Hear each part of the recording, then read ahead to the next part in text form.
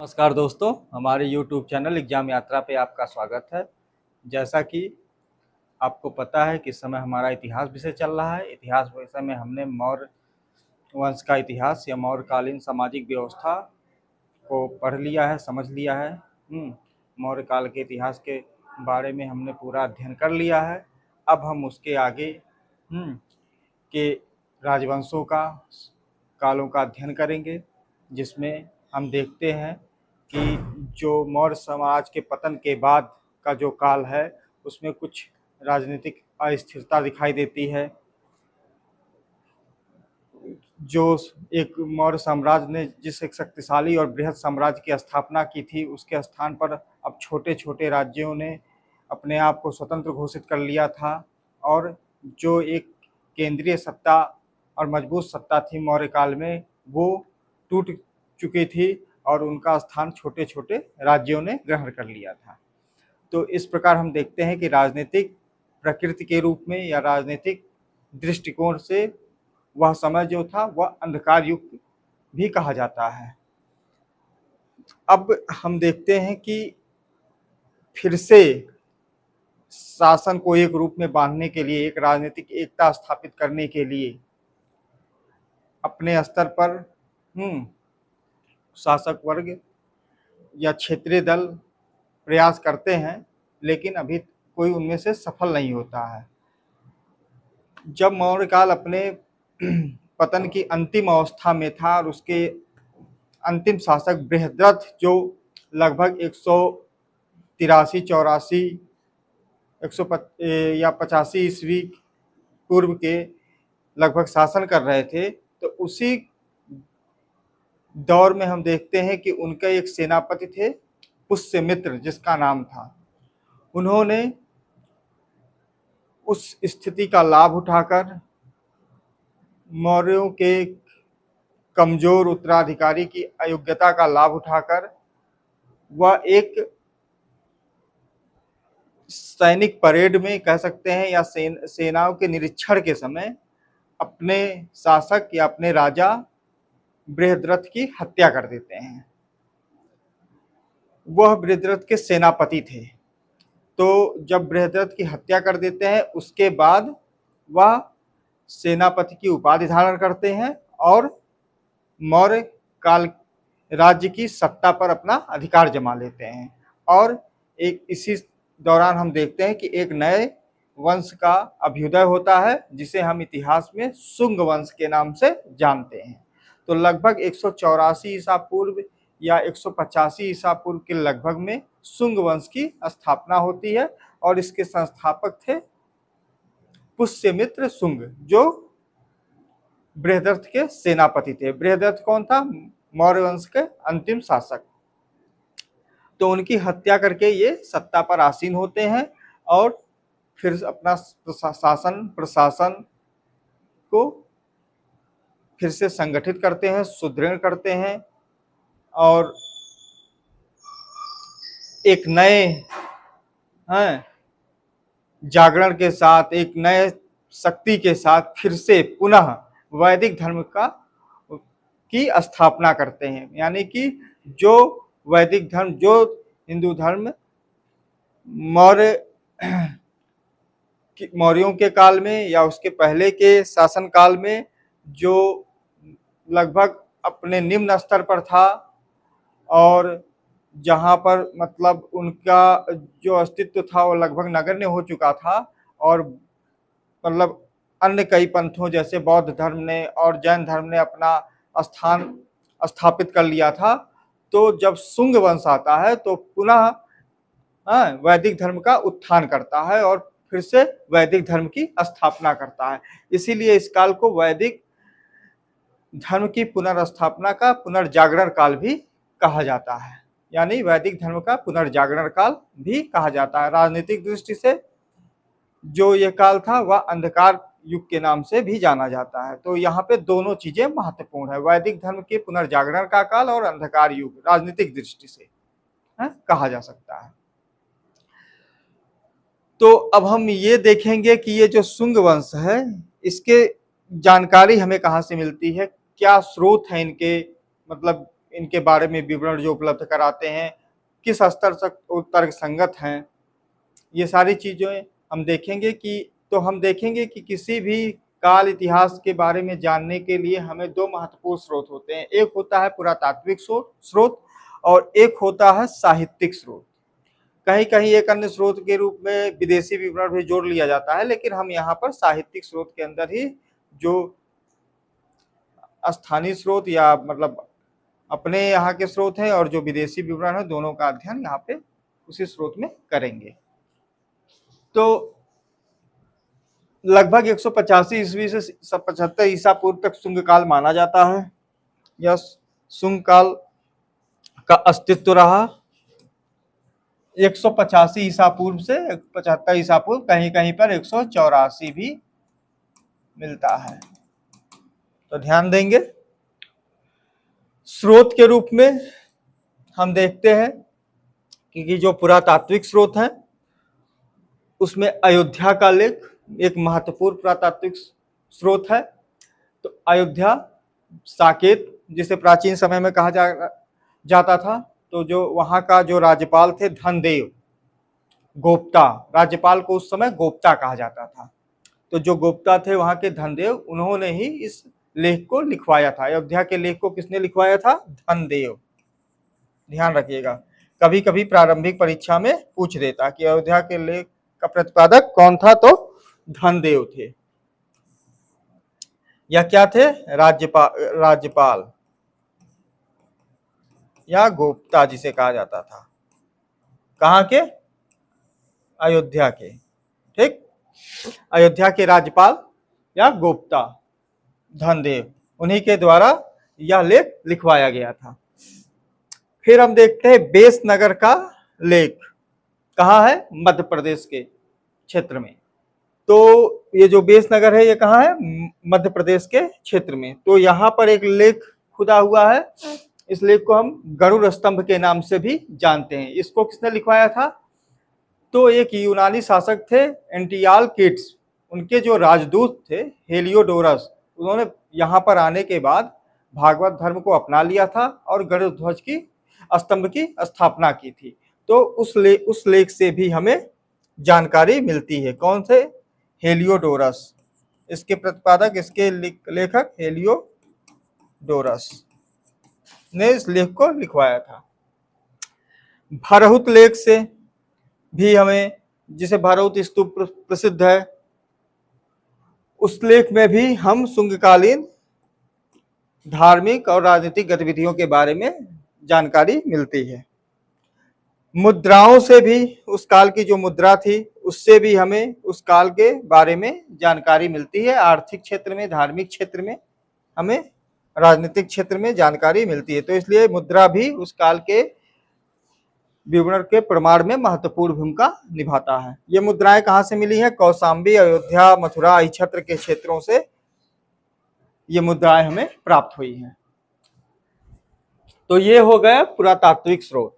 अब हम आते हैं साहित्यिक स्रोत, जिनका लिखित विवरण हमें प्राप्त है। तो उसमें है पुराण। पुराण में कौन सा? मत्स्य पुराण। सबसे प्राचीन पुराण किसे माना जाता है? ये प्रारंभिक परीक्षा का प्रश्न भी है कि सबसे प्राचीन पुराण कौन सा है? मत्स्य पुराण। तो मत्स्य पुराण से हमें शुंग वंश के बारे में पता चलता है। उसके बाद हम देखते हैं वायु पुराण से भी हमें इसके बारे में पता चलता है। तो मत्स्य पुराण और वायु पुराण, पुराणों में दो स्रोत हैं। महाभाष्य, इसके रचनाकार पाणिनि, जो पुष्यमित्र के शुंग के जो थे वो राजपुरोहित थे। तो उनके द्वारा लिखित जो महाभाष्य है यह संस्कृत में लिखा गया। संस्कृत के महान प्रकांड विद्वान, या कह दीजिए जन्मदाता, फिर से संस्कृत को जागृत कर देने वाले, जो व्याकरण को जन सामान्य तक पहुंचा देने का जिन्होंने क्रांतिकारी कार्य किया, वो थे पाणिनि। पाणिनि उस समय के बहुत बड़े विद्वान थे, दार्शनिक थे। तो उन्होंने महाभाष्य की रचना की और उनके द्वारा मतलब शुंग वंश का इतिहास का पता चलता है। उन्हीं के द्वारा ये पुष्यमित्र शुंग के राजपुरोहित भी थे और इन्हीं के द्वारा अश्वमेध यज्ञ भी संपन्न कराया गया था, जिसे पुष्यमित्र शुंग ने करवाया था। तो उस यज्ञ को संपन्न कराने वाले कौन थे? पाणिनि थे। ये ध्यान रखिएगा। मालविकाग्निमित्र, यह क्या है? यह नाटक है। कभी कभी परीक्षा में पूछ दिया जाता है कि मालविकाग्निमित्र किस विधा का साहित्य है, तो यह नाटक है। लेखक इसके हैं कालिदास, जिन्हें आधुनिक भारत का शेक्सपियर भी कहा जाता है। तो कालिदास जो है वह मालविकाग्निमित्र के लेखक हैं। नाटक है ये, ठीक। इसमें क्या है? इसमें पुष्यमित्र शुंग के जो पुत्र थे अग्निमित्र, उनके और जो विदर्भ के शासक थे यज्ञसेन, उनकी चचेरी बहन के प्रेम का विवरण है। तो उसको चित्रित किसने किया है? किसने अपनी लेखनी में उसे बद्ध किया है? तो कालिदास ने। और उस समय के सामाजिक धार्मिक जीवन के बारे में भी और राजनीतिक विवरण का भी उल्लेख इन्होंने किया है। दिव्यावदान बौद्ध ग्रंथ है जो उस समय के राजनीतिक, धार्मिक, सामाजिक दशा का विवरण उपलब्ध कराता है, महत्वपूर्ण स्रोत है। गार्गी संहिता या यवन आक्रमण का विस्तृत उल्लेख और विवरण देता है, जो शुंग काल में या मौर्योत्तर काल में जो मतलब आक्रमण हुए थे उनका विवरण उपलब्ध कराता है। यह विशेष रूप से एक ज्योतिष ग्रंथ है। क्या? गार्गी संहिता। अवदान कल्पलता भी महत्वपूर्ण स्रोत है। लेखक क्षेमेंद्र, कभी कभी प्रारंभिक परीक्षा में पूछ दिया जाता है। तो क्षेमेंद्र इसके लेखक थे अवदान कल्पलता की, ठीक है। तो ये कुछ साहित्यिक विवरण है जिनके द्वारा हमें शुंग वंश के इतिहास के बारे में जानकारी मिलती है। तो हमने यहाँ पे स्रोत के बारे में बात कर ली, पुरातात्विक स्रोत, साहित्यिक स्रोत, दोनों स्रोतों के बारे में मैंने आपको बता दिया है। अब आगे चलते हैं। अब हम देखते हैं कि पुष्यमित्र शुंग जो शुंग वंश के संस्थापक थे, वंश के संस्थापक, लगभग 184-85 ईस्वी में इनका शासन प्रारंभ होता है। 85 के 184 ईसा पूर्व से लगभग, हाँ, ईसा पूर्व लगभग, ठीक है, 184 ईसा पूर्व के लगभग इनका शासन शुरू होता है। अब इनके वंश के बारे में कई मतभेद हैं। जैसे अब हम दिव्यावदान को ही ले लें, जो एक बौद्ध ग्रंथ है, वह ये मानता है कि ये मौर्य वंश से ही संबंधित थे, लेकिन हमें यहाँ तर्कसंगत प्रतीत नहीं होता है यह बात, क्योंकि अगर ये मौर्य वंश के ही थे तो फिर इन्होंने बृहदत्त की मतलब हत्या करके शुंग वंश की स्थापना क्यों करेंगे? या फिर जो एक परंपरा चली आ रही थी बौद्ध धर्म की, जैन धर्म की और अन्य धर्म के, उसके स्थान पर इन्होंने पुनः वैदिक धर्म की स्थापना क्यों की? तो कहीं ना कहीं यह जो मत है दिव्यावदान का कि ये मौर्य वंश से ही संबंधित थे, मौर्य जाति से ही संबंधित थे, तो ऐसा तर्कसंगत प्रतीत नहीं होता है। अब हम आते हैं, कुछ विद्वान ऐसे हैं जैसे हरिप्रसाद, पंडित हरिप्रसाद एक इतिहासकार हैं, उनका मानना है कि ये, और कुछ और अन्य विद्वान हैं जो मानते हैं कि यह पारसी से संबंधित थे या ईरान से संबंधित थे। लेकिन क्यों मानते हैं? क्योंकि इनके नाम में मित्र शब्द लगा है, मित्र, और ईरान में भी मित्र शब्द है, ईरान में भी जो है मित्र शब्द प्रयोग होता है देवता के लिए।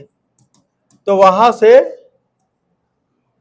इन्होंने मित्र शब्द के आधार पर इन्हें पारसिक धर्म का या ईरानी धर्म को मानने वाला बताया है, किंतु यह मत भी तर्कसंगत नहीं प्रतीत होता है, क्योंकि जब हम बात उस समय के लेखक या उस समय का जब विवरण इतिहास हम देखते हैं तो वहां पर महाभाष्य हो, चाहे बाद में वाणभट्ट का हर्ष चरित्र हो। यहाँ पर एक चीज और देख लेते हैं, ऐड कर लेते हैं 7वें नंबर पे, वाणभट्ट का हर्ष चरित्र, जिसमें शुंगों को अनार्य कहा गया है। अनार्य, अनार्य कहा गया है किसको? शुंगों को। किसमें कहा गया है?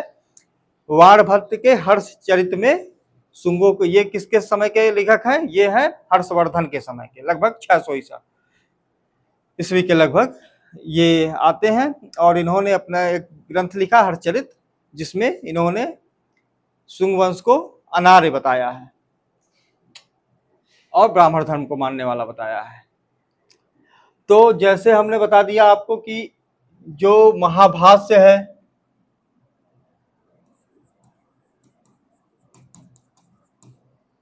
महाभाष्य इनको मानता है भारद्वाज गोत्र का, भारद्वाज गोत्र का ब्राह्मण मानता है।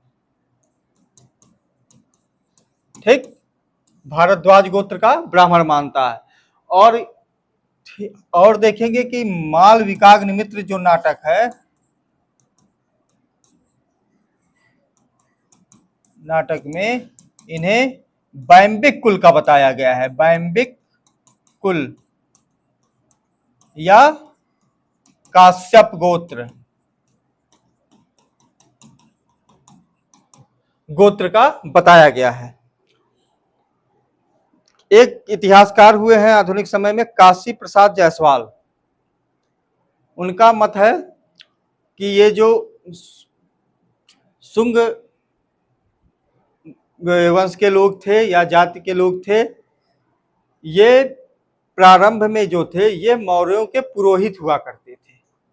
लेकिन जब अशोक के काल में यज्ञों को, बलि प्रथा को और धार्मिक कर्मकांडों को समाप्त कर दिया गया और उनके स्थान पर जब बौद्ध धर्म ने अहिंसा का और अन्य कई धार्मिक जो इस तरह के यज्ञ थे, बलि था, इनको हटाकर उनके स्थान पर एक समन्वयता की स्थिति ला दी थी, तो और इनको बंद करवा दिया था, तो इन्होंने ये क्या कहते हैं, पुरोहित का कार्य छोड़कर सेना में भर्ती हो गए थे।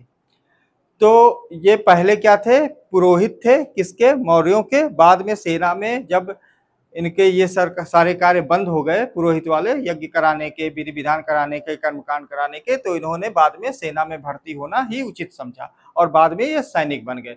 तभी हम देखते हैं कि फिर इनका जो वंश था वो सेना में भर्ती होने लगा और उसी में एक महत्वपूर्ण और शक्तिशाली मतलब सेनापति हुए, कौन? पुष्यमित्र शुंग, जिन्होंने बृहद्रथ की अयोग्यता का लाभ उठाकर एक सैनिक परेड में उनकी हत्या कर देता है और फिर शासन सत्ता पर स्वयं अधिकार कर लेता है। तो जब हम तर्कसंगत आधार पर एक निर्णायक स्तर पर पहुंचेंगे तो हम यही देखेंगे कि ये शुंग जो वंश था, ये पुष्यमित्र शुंग जो थे, ये ब्राह्मण थे और ब्राह्मणवाद को बढ़ावा दिए। इन्होंने वैदिक धर्म का पुनर्स्थापित किया और लोगों में फिर से वैदिक धर्म के प्रति जागरूकता लाई, पुनर्जागरण का कार्य किया। पुनर्जागरण का फिर से वैदिक धर्म को उत्थान किया। फिर से यहाँ पे हम शुंग वंश को समझ लिया कि ये ब्राह्मण जाति से थे, वंश के थे। ये बात यहाँ पे स्पष्ट हो जाती है। किस सोर्स से? सोर्स क्या है? मालविकाग्निमित्र है, वाणभट्ट का हर्षचरित्र है और महाभाष्य है और कुछ आधुनिक इतिहासकारों के अपने मतलब शोध हैं, जिनके आधार पर हम इन्हें ब्राह्मण वंश का मानेंगे। पुष्यमित्र शुंग एक कुशल योद्धा थे, एक संगठनकर्ता थे। इन्होंने एक पुनः जो पतन की ओर अग्रसर मौर्य साम्राज्य था, उसके खंडहर पर, उसके ध्वंसावशेषों पर पुनः एक शक्तिशाली साम्राज्य की स्थापना की, जिसे हम शुंग वंश के नाम से जानते हैं, शुंग काल के नाम से जानते हैं। इन्होंने जो छोटे छोटे राज्य थे, जैसे कलिंग हो गया, विदर्भ हो गया, कोसल हो गया, अवंती हो गया, उत्तर पश्चिम के कुछ प्रांत हो गए, जिन्होंने अपनी स्वतंत्रता घोषित कर दी थी, पुनः उन पर अधिकार करके अपने साम्राज्य में सम्मिलित किया और उत्तर भारत में एक शक्तिशाली साम्राज्य की स्थापना की। ठीक उसी समय दक्षिण भारत में भी हम देखते हैं कि एक नए शासन वर्ग का एक नए शक्तिशाली साम्राज्य की स्थापना हो रही थी, जिसे सातवाहन वंश के नाम से हम जानते हैं, जिनका अध्ययन हम आगे की क्लास में करेंगे। अभी हमारा पूरा फोकस शुंग वंश पे है। तो उत्तर भारत में उस समय शक्तिशाली शासन के रूप में कौन सा अस्तित्व में आता है? तो शुंग वंश आता है। शुंग वंश का संस्थापक पुष्यमित्र शुंग।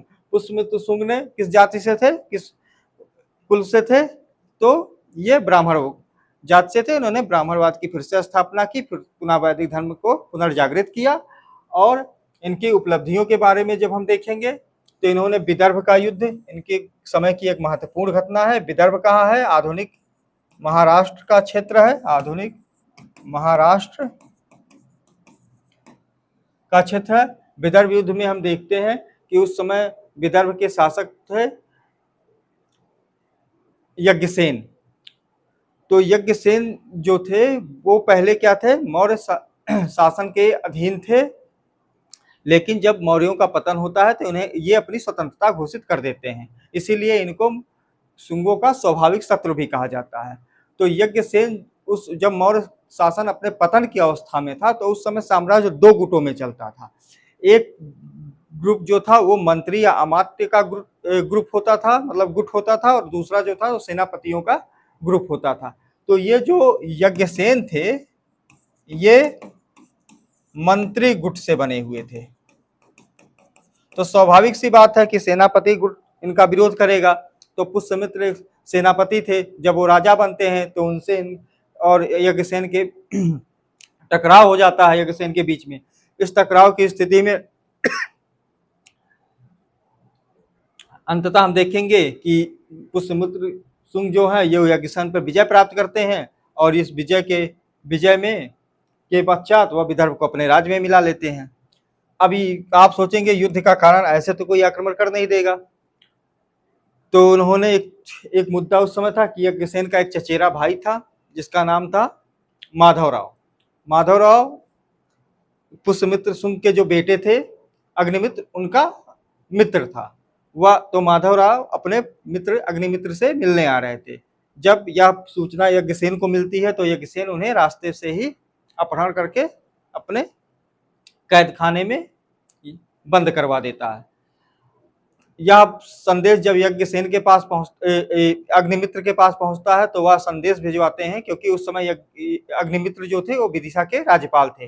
तो वह अपने सेनापति वीरसेन को आदेश देते हैं कि तुम जाके और मतलब विदर्भ पे आक्रमण करो और वहां से हमारे मित्र माधवराव को छुड़ाओ। तो वीरसेन आक्रमण करता है, युद्ध में विजयी होता है और माधवराव को छुड़ा लेता है, और यज्ञसेन पराजित होकर फिर पुनः शरणागत हो जाता है। तो फिर विदर्भ राज को दो भागों में बांट दिया जाता है। एक भाग जो होता है यज्ञसेन को दे दिया जाता है, दूसरा भाग माधवराव को दे दिया जाता है, और दोनों के बीच में वर्धा नदी जो थी उसको राज्य की सीमा घोषित कर दिया जाता है, दोनों राज्यों के बीच की। तो वर्धा नदी को दोनों राज्यों की सीमा घोषित कर दिया जाता है। और दोनों किसके प्रति स्वामी भक्त थे? तो शुंग वंश के प्रति, यानी कि पाटलिपुत्र के, यानी कि मगध राज्य के प्रति क्या थे? स्वामी भक्त थे। विदर्भ युद्ध के बारे में पता चल गया। अब आते हैं एक सबसे महत्वपूर्ण घटना है यवनों का आक्रमण, या शुंग काल के या पुष्यमित्र शुंग के समय के या शुंग काल का सबसे महत्वपूर्ण घटना है। कौन सा? यवनों का आक्रमण। इसका उल्लेख हमें किस विवरण से प्राप्त होता है? तो यह हमें प्राप्त होता है गार्गी संहिता, दूसरा हो गया महाभाष्य, तीसरा हो गया मालविकाग्निमित्रम। इन तीनों स्रोतों से हमें प्राप्त होता है कि यवनों का आक्रमण हुआ था, जिसे सफलतापूर्वक पुष्यमित्र शुंग रोक देता है, या उत्तर पश्चिम भारत से, ये देखिए उत्तर पश्चिम भारत से ये इन शुंग आक्रमण होता है। और यहाँ का उस समय राज्यपाल कौन था? वसुमित्र था, उत्तर पश्चिम का। ये विदिशा का राज्यपाल, विदिशा महाराष्ट्र, यहाँ का राज्यपाल कौन था? ये थे अग्निमित्र। और इसी समय हम देखते हैं कि अयोध्या का लगभग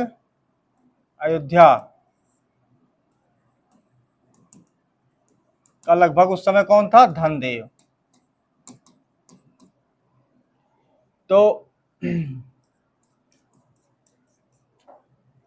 उत्तरी पश्चिमी सीमा प्रांत पर जब यवनों का आक्रमण होता है तो उस समय वसुमित्र यहाँ के राज्यपाल थे, जिन्होंने सफलतापूर्वक उनके आक्रमण को असफल कर दिया और शुंग वंश की सत्ता को मतलब बचाए रखा और उसे शक्तिशाली बनाए रखा।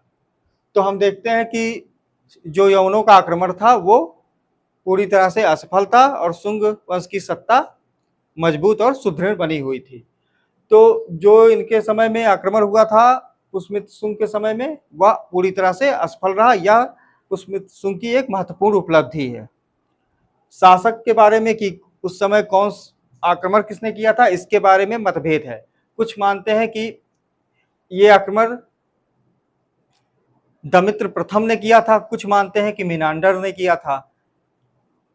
और एक विद्वानों का मत ऐसा है, गुट ऐसा है जो मानता है कि दो आक्रमण हुए थे, एक हुआ था दमित्र प्रथम के समय में और एक हुआ था मिनांडर के समय में। तो यहाँ पे जब हम तर्कसंगत आधार पे पूरी तरह से अध्ययन करेंगे और बाद में जो तर्कसंगत स्रोत हैं उनके आधार पर दमित्र प्रथम जो था उसी ने 2 बार आक्रमण किया था, लेकिन दोनों बार आक्रमण उनका असफल हो गया था। इसके स्रोत कहाँ से हैं? गार्गी संहिता से मिलते हैं, महाभाष्य से मिलते हैं और मालविकाग्निमित्र से मिलते हैं। गार्गी संहिता से मिलता है कि इन्होंने अपना राज्य जो मतलब यवन थे, उन्होंने साकेत यानी कि आधुनिक अयोध्या, पांचाल,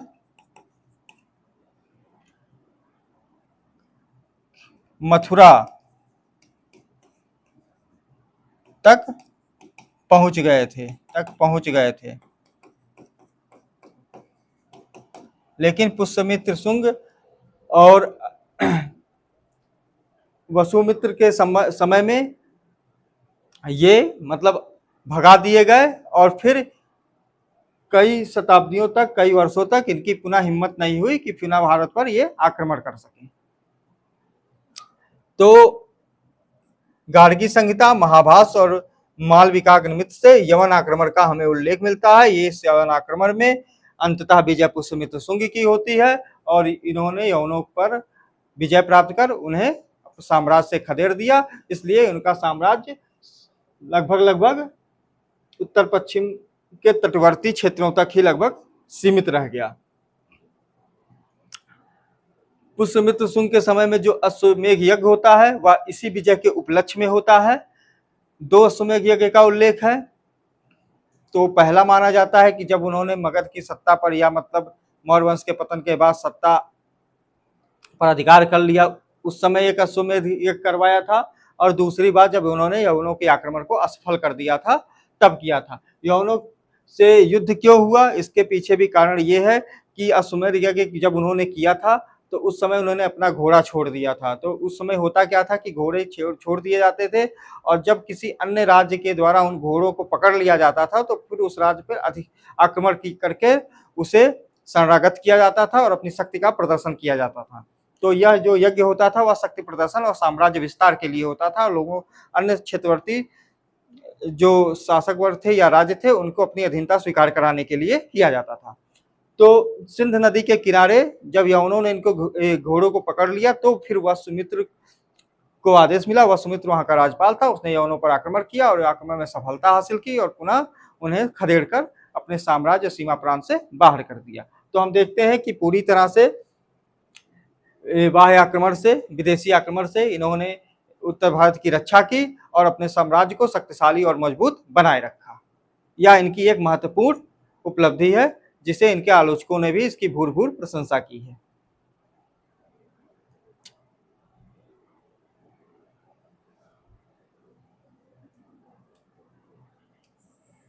इनके साम्राज्यवादी नीतियों, सैनिक नीतियों के कारण इन्होंने अपने साम्राज्य को उत्तर में हिमालय से लेकर, मतलब ये हिमालय के जो क्षेत्र है यहाँ से लेकर दक्षिण में बरार, यानी कि जो क्षेत्र है महाराष्ट्र तक का क्षेत्र है, उत्तर में हिमालय से जो महाराष्ट्र तक का क्षेत्र है यहाँ से, और फिर पश्चिम में पंजाब का जो क्षेत्र है यहाँ से लेकर, और पूर्व में मगध तक का जो क्षेत्र है, लगभग ये पूरा क्षेत्र जो है ये पुष्यमित्र शुंग के शासन में सम्मिलित था। उत्तर में हिमालय से लेकर दक्षिण में बरार और पश्चिम में पंजाब से लेकर पूर्व में मगध तक का। पंजाब से भी जालंधर व सियालकोट से लेख प्राप्त होते हैं, लेख मिलते हैं। बरार आधुनिक महाराष्ट्र का क्षेत्र है, विदर्भ, ठीक है, ध्यान रखिएगा, कंफ्यूज मत होइएगा, कभी कभी पूछ दिया जाता है। तो बरार महाराष्ट्र और विदर्भ भी उसी का भाग है। तो इनका जो क्षेत्र था उत्तर में हिमालय से लेकर दक्षिण में बरार तक और पश्चिम में पंजाब से लेकर पूर्व में मगध तक का जो क्षेत्र था वह इनके राज्य में सम्मिलित था। इन्होंने उत्तर भारत के एक विस्तृत साम्राज्य पर शासन किया था। यवनों का जो आक्रमण था वह साकेत और माध्यमिका ये मिलता है महाभाष्य से उल्लेख मिलता है कि यवनों ने साकेत यानी कि आधुनिक अयोध्या और माध्यमिका का तात्पर्य है, ये भी जान लीजिए, माध्यमिका पूछ देगा परीक्षा में, पूछता भी है। तो इस चित्तौर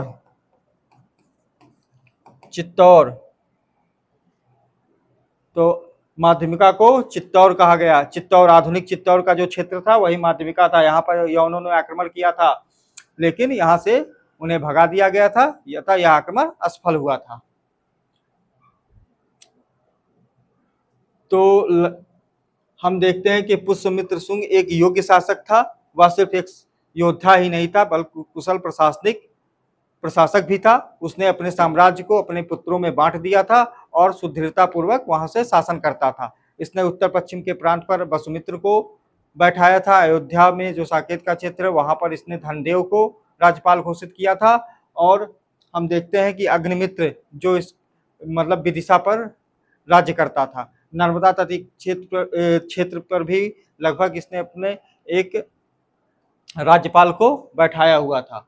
तो हम देखते हैं कि इसने अपने राज्य को सुदृढ़ करने के लिए जगह जगह पर अपने एक विश्वास पात्र सेनापति को राज्यपाल बनाकर बैठाया था। विदिशा इसके समय के प्रमुख केंद्र था, या कई जगह मिलता है कि विदिशा इसकी दूसरी राजधानी भी थी, जो सांस्कृतिक और राजनीतिक प्रशासन की धुरी थी। लेकिन आधिकारिक रूप से राजधानी पाटलिपुत्र ही थी, लेकिन विदिशा भी उस समय का एक महत्वपूर्ण केंद्र था। विदिशा मध्य प्रदेश में स्थित है। तो यहाँ पे हमने पुष्यमित्र के बारे में जान लिया। पुष्यमित्र शुंग ने लगभग 184 ईसा पूर्व के लगभग सत्ता पर बैठता है। ब्राह्मण वंश का था। महाभाष्य में भारद्वाज गोत्र का बताया गया है। मालविकाग्निमित्र में इसे वैम्बिक कुल या काश्यप गोत्र का बताया गया है।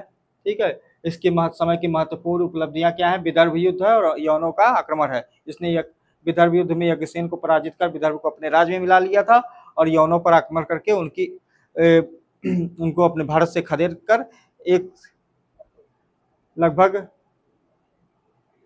सैकड़ों साल तक भारत को विदेशी आक्रमण से मुक्त रखा था।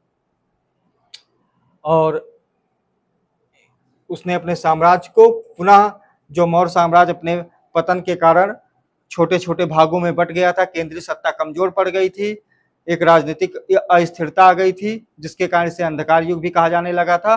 तो फिर मौर्योत्तर काल में हम देखते हैं कि उत्तर मौर्य काल में फिर से एक केंद्रीकृत शासन व्यवस्था और एक शक्तिशाली साम्राज्य की स्थापना करता है, जिसका जो राज्य था उसके तट जो था उत्तर में हिमालय से लेकर दक्षिण में बरार तक और पश्चिम में पंजाब से लेकर पूर्व में मगध तक का था। आगे आइए, अब हम देखते हैं कि उसके उत्तराधिकारी में लगभग 10 शासक हुए हैं, लेकिन हम यहाँ पर कुछ महत्वपूर्ण शासक जो हैं जो परीक्षा की दृष्टि से उपयोगी हैं हम उनके बारे में जानेंगे और लगभग इन्हीं के बारे में हमें विवरण भी मिलता है। तो अग्निमित्र ये विदिशा के राज्यपाल थे, विदिशा के राज्यपाल या गोप्ता। इन्हीं जब वह वहां के राज्यपाल थे उसी समय विदर्भ का युद्ध भी हुआ था, क्योंकि माधवराव उन्हीं के मित्र थे, उन्हीं को कैद किया था अग्रसेन ने, इसी के परिणामस्वरूप युद्ध हुआ था। तो इन्हीं के समय में इन्हीं पर कालिदास ने मालविकाग्निमित्र नामक अपना नाटक लिखा है, जो इनकी प्रेम कहानी को प्रेम प्रसंग को दिखाता है, जो यज्ञसेन की चचेरी बहन से था, और इसे बहुत ही अच्छे ढंग से मतलब कालिदास ने उल्लेखित किया है। मालविकाग्निमित्र, मालविकाग्निमित्र नाटक इन्हीं पे है, नाटक इन्हीं पर आधारित है। किस तो मालविका और अग्निमित्र की प्रेम कहानी पर, की प्रेम कहानी। फिर हम एक साथ वसुमित्र भी एक कुशल योद्धा थे, कुशल शासक थे। ये कहां पर थे? उत्तर पश्चिमी प्रांत के राज्यपाल थे, उत्तर पश्चिमी प्रांत के राज्यपाल, जिन्होंने सफलतापूर्वक यवनों के आक्रमण को असफल किया और साम्राज्य की शुचिता को, उसके क्षेत्र को बचाया और साम्राज्य में किसी भी प्रकार का कोई तनाव या किसी भी हानि नहीं होने दिया, साम्राज्य को सुदृढ़ बनाए रखा। कौन? वसुमित्र ने। इन्होंने यवनों के आक्रमण को, इनके समय की महत्वपूर्ण घटना क्या है, इनकी महत्वपूर्ण उपलब्धि क्या है कि इन्होंने यवनों के आक्रमण को सफलतापूर्वक असफल किया। उसी समय के एक महत्वपूर्ण शासक या 9वें शासक जो हैं वे कौन थे? भागभद्र या 9वें शासक थे शुंग वंश के। यह एक महत्वपूर्ण शासक थे। इन्हीं के समय में यूनानी शासक, इनके शासनकाल के 14वें वर्ष में, 14वें शासन के 14वें वर्ष में यूनानी शासक कौन? एंटियालकिड्स,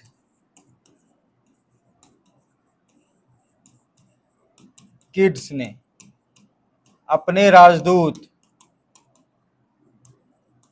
हेलियोडोरस को भेजा। काफी महत्वपूर्ण है, प्रारंभिक परीक्षा और मुख्य परीक्षा दोनों ही दृष्टिकोण से। हेलियोडोरस को भेजा, कई बार पूछा गया है और पूछा जाएगा। तो यूनानी शासक एंटियालकिड्स ने अपने राजदूत हेलियोडोरस को भागभद्र के दरबार में भेजा, भागभद्र के शासन के 14वें वर्ष में। यह 9वां शासक था शुंग वंश का। इसने, हेलियोडोरस ने यहाँ पर आकर भागवत धर्म को ग्रहण कर लिया और गरुड़ स्तंभ की स्थापना की। गरुड़ बेसनगर में गरुड़ स्तंभ की स्थापना की। महत्वपूर्ण चीज पॉइंट है, ठीक है। इसके समय की एक महत्वपूर्ण घटना क्या थी कि यूनानी शासक एंटियालकिड्स के जो राज्यपाल था, कौन? हेलियोडोरस, उसने भारत आकर भागवत धर्म को ग्रहण किया और गरुड़ स्तंभ की स्थापना की, जो उस समय के सांस्कृतिक राजनीतिक इतिहास के बारे में, धार्मिक इतिहास के बारे में प्रमुख विवरण उपलब्ध कराता है। अंतिम शासक देवभूति, अंतिम शासक देवभूत थे। यह इस वंश के अंतिम शासक थे। इन्हीं की हत्या जब हो जाती है तब कण्व वंश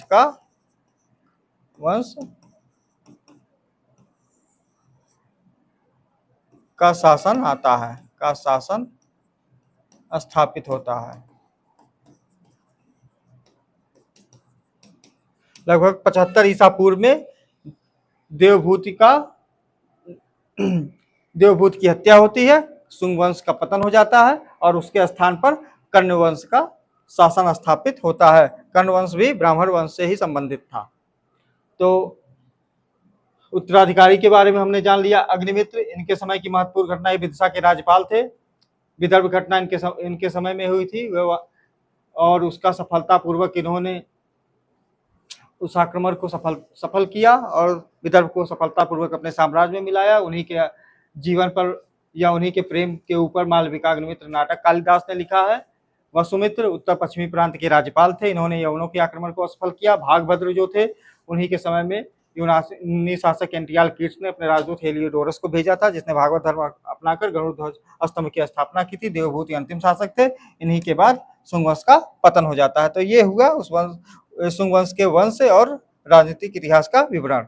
अब हम आते हैं सांस्कृतिक इतिहास का विवरण शुंग वंश का, जो राजनीतिक इतिहास से ज्यादा महत्वपूर्ण है। तो हम देखते हैं कि शुंग जो वंश था वह वैदिक धर्म को स्थापित करने वाला वंश था, यानी इसने बौद्ध धर्म के स्थान पर वैदिक धर्म को प्रधानता दी और वैदिक धर्म को पुनर्स्थापित किया।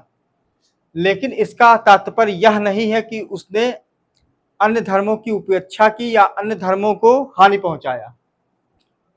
हालांकि दिव्यावदान अन्य बौद्ध ग्रंथों से हमें यह बात या यह विवरण भी मिलेगा कि इसने बौद्ध धर्म स्थलों का, स्तूपों का, विहारों का नाश किया, उनको नष्ट करवाया। लेकिन उन्हीं पुस्तकों से, उन्हीं विवरणों से हमें यह भी प्रमाण मिलेगा कि उसने उस समय के बरहुत स्तूप, सांची के स्तूप, बोध गया के स्तूप का मतलब किलेबंदी कराई, घेराबंदी कराई, तो वेदिकाएं बनवाई। बौद्ध भिक्षुणु जो थे उनको साम्राज्य में अधिकारी के रूप में नियुक्त किया, उनको अधिकारी पद से नहीं हटाया गया। जो पहले से कार्य करते आ रहे थे उनको कार्य करने दिया गया। तो कई विरोधाभास हमें देखने को मिलता है, लेकिन हमें इन विरोधाभासों के बीच में जो चीज तर्क संगत है, जो तुष्टिपरक है, वही हम यहाँ पर अध्ययन करेंगे। तो हम देखते हैं कि यह वैदिक धर्म का पुनर्जागरण काल था। इस समय बौद्ध धर्म के स्थान पर पुनः ब्राह्मणवाद या ब्राह्मण धर्म की स्थापना होती है। फिर से यज्ञ, विधि विधान और पूजा पाठ का फिर से पुनः स्थापना होती है। विभिन्न मंदिरों की स्थापना होती है। तो वैदिक धर्म के पुनर्जागरण का काल इसे कहा जाता है, क्योंकि इसमें पुनः बौद्ध धर्म के स्थान पर ब्राह्मण धर्म की स्थापना हुई। और इसी के समय में लगभग मनुस्मृति की भी रचना हुई थी। मनुस्मृति जो है वह एक कानून संहिता है ब्राह्मण धर्म का या हिंदू धर्म शास्त्र का, जिसके आधार पर वर्णाश्रम धर्म के कठोर और जटिल बना दिया गया और उस समय के व्यवसाय को व जाति के आधार पर बांटा गया, जिसमें सभी के अपने लक्ष्य और कार्य निर्धारित किए गए और उसी के आधार पर आगे हिंदू धर्म चलता रहा। हिंदू धर्म के जो कानून व्यवस्था थी, दंड व्यवस्था थी, न्याय व्यवस्था थी, वह सब मनुस्मृति पर ही आधारित थी। विवाह व्यवस्था,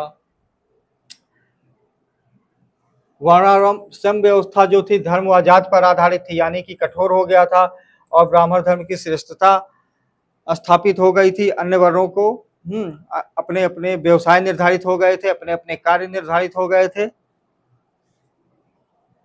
श्रम विभाजन, यानी कि सभी का अपने श्रम बांट दिया गया था। ब्राह्मण का क्या है, क्षत्रिय का क्या है, वैसे क्या, इसमें कठोरता आ गई थी, जटिलता आ गई थी और सभी के कार्य निर्धारित थे। पाटलिपुत्र, कौशाम्बी, हस्तिनापुर, वैशाली उस समय के प्रमुख व्यापारिक केंद्र थे। मतलब यहाँ व्यापार के रूप में ये क्षेत्र जो थे फल फूल रहे थे और यहाँ पर काफी मात्रा में व्यावसायिक वस्तुओं का उत्पादन होता था और व्यापार होता था। भृगुकच्छ, सोपारा, ताम्रलिप्त उस समय के प्रमुख बंदरगाह थे। करसापड़ और धारक सिक्के चलाए जाते थे। करसापड़ जो था वो तांबे का सिक्का होता था और धारण जो था ये चांदी का होता था। तो परीक्षा की दृष्टि से महत्वपूर्ण है। कड़सापर तांबे का और धारण चांदी का सिक्का होता था। संस्कृत भाषा का प्रमुख रूप से विकास हुआ। हम देखते हैं कि कई बौद्ध ग्रंथ भी जो है वो इस समय संस्कृत भाषा में लिखे गए थे। पाणिनि जो संस्कृत के पुरोधा थे, संस्कृत व्याकरण के रचयिता थे, जिन्होंने महाभाष्य नामक महाग्रंथ की रचना की, वह इसी समय थे और शुंग वंश के राजपुरोहित थे। तो देखते हैं कि संस्कृत का विकास तेजी से हुआ और यह उस समय फल फूला, बहुत अच्छी तरीके से इसका विकास हुआ। मौर्य काल में जो कच्ची ईंटों और मिट्टी से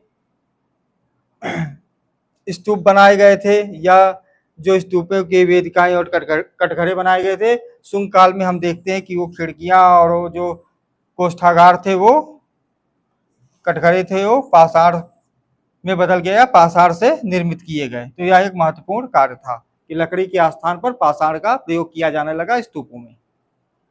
अब आगे, अब उस समय की धार्मिक दशा में हमने आपको जहां तक बता दिया है कि उस समय बौद्ध धर्म के अवसान हो गया था और हिंदू धर्म पुनः स्थापित हो गया था। वैदिक धर्म की पुनर्स्थापना हो गई थी, वैदिक धर्म को प्रमुखता प्रदान की गई थी। लेकिन हाँ, इतना कहा जा सकता है कि अन्य धर्मों को भी उपेक्षित नहीं किया गया था, जैसा कि हम दिव्यावदान अन्य बौद्ध ग्रंथों में पाते हैं, जिसमें यह विवरण मिलता है कि जो शुंग वंश था या पुष्यमित्र शुंग थे, वो बौद्ध धर्म का विध्वंसक के रूप में विख्यात थे, या उन्होंने बौद्ध स्तूपों का विध्वंस कराया। अशोक की प्रसिद्धि जिन 84,000 स्तूपों के निर्माण के लिए हुई थी, उस 84,000 स्तूपों का इन्होंने नष्ट करवा दिया, घोषताराम बिहार में आग लगवा दी, जो कई प्रकार के तथ्य हैं। लेकिन जब एक पक्ष हम ये देखते हैं, दूसरा पक्ष जब हम देखते हैं कि जिसकी जो महावंश में उल्लिखित है और अन्य बौद्ध ग्रंथों में पाया जाता है कि भरहुत के स्तूप की जो वेदिकाएं थी, इन्होंने उसका पुनर्निर्माण कराया, लकड़ी के स्थान पर इन्होंने पत्थर का करवाया। सांची के स्तूप को के जो घेरा थे, बंदी थी होती थी, उसको भी इन्होंने पत्थर का करवाया। बोध गया के जो स्तूप थे उसका भी इन्होंने पुनरुद्धार करवाया। इसी प्रकार इन्होंने जो भाजा लगभग आधुनिक महाराष्ट्र के पास का जो क्षेत्र है, वहां पर भी इन्होंने चैत्य विहार स्थापित कराया। तो कई विवरण ऐसे मिल जाते हैं जिनके आधार पर हम यह कह सकते हैं कि यह सभी धर्मों को लेकर तटस्थ है, लेकिन इन्होंने ब्राह्मणवाद या वैदिक धर्म को पुनर्जागृत किया और पुनः इनकी महत्ता को स्थापित किया। तो वैदिक धर्म का बोलबाला हो जाता है, वैदिक धर्म पुनः मुख्य धर्म बन जाता है। ये इस काल की प्रमुख विशेषता है शुंग वंश की। जीव ही जीव का आहार है, ये जो सिद्धांत है इसी समय प्रतिपादित हुआ। यह एक महत्वपूर्ण सिद्धांत है, तो हम इसको समझेंगे। जीव ही जीव का आहार है का मतलब यह होता है कि